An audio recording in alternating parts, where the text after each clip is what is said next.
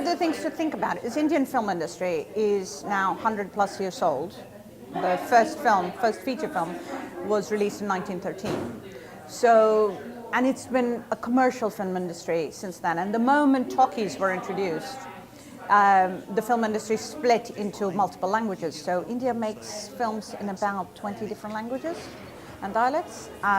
Most of it is commercial. Some of it is backed by the state and therefore has, there's not that same imperative, but bulk of the films are commercially made. Now, this is an industry that is born during the empire. It's also born in a situation where very, very small percentage, I think it's 6%, are literate at that point. So how do you reach out with narratives? How do you reach out with, in start of the 20th century, with political message and political ideas? Well, you use films. Now, I'm not saying that every filmmaker was politically engaged or informed, but there was a core group who made some of the big iconic movies, big successes, who were very clear as to where they stood. And as the industry develops, more writers get involved. And so there's a very strong core right through the 20s on to about the 70s of really politically engaged, explicitly ideologically driven writers who are involved with writing scripts, dialogue, lyrics for songs. And so I think the starting point of the industry is in some ways in this imperial era, but it's also anti-colonial because they're addressing a different audience. They're not addressing the empire managers or empire upholders. They're addressing the opposite side. Phalke's Raja Harishchandra, which is a 1913 film, very, very first feature film in India. And it's made very clear, it's inspired by the life of Jesus Christ. Because that's the big film that comes out, he watches it, he's a photographer, he's a still photographer, he's got a studio of his own. And he looks at it and he says, we want to have our stories up there. That's his starting point. And I love that kind of creative impulse that goes, okay, this is what we're getting. How do we change this? Well, I make my own movie. So there's a whole kind of mythical story about, how he mortgages everything and pawns all his wife's jewelry and so on and so forth. There's this whole kind of, all the wonderful, what are now Bollywood tropes about the heroic struggle, and he makes the films. He puts it all together. And it comes out and becomes this huge success. And it is the story of a very popularly known character from antiquity, mythology, however you want to place it, of the just ruler.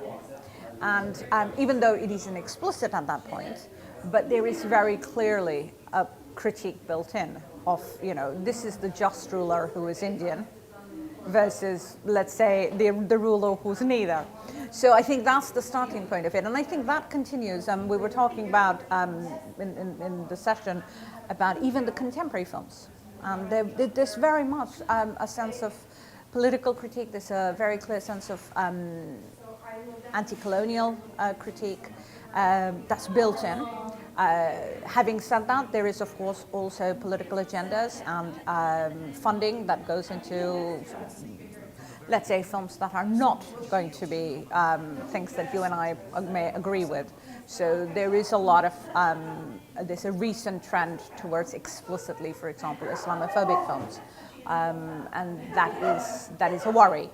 But it fits certain agendas anyway. But then the flip side is we're also, there's things about, using the Me Too movement and around other social issues. So I think that's where the industry has stayed from its origins. 1913 is when the first feature film comes out.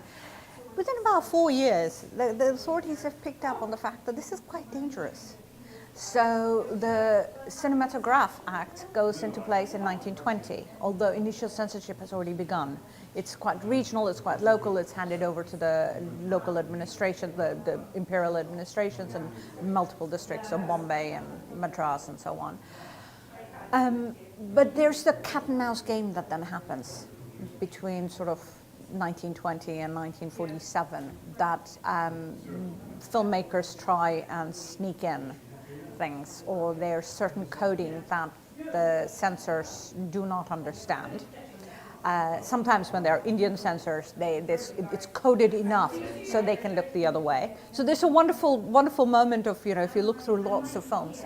One of the ones I was talking about was a song, which in the 60s we learned in school as a kind of nationalist song, and it basically, the line goes, it's like, go away world, Hindustan is ours, dur hato o dunya walo, Hindustan hamara hai. And it doesn't explicitly, comes out in early 1940s, explicitly anti-colonial, explicitly anti-British.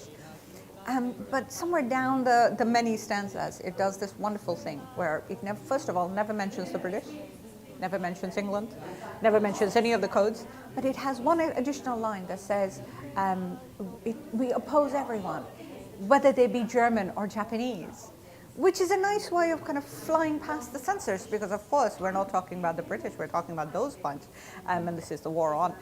That kind of similar tropes, or similar techniques, I suppose I should say, have continued because the censor board still exists.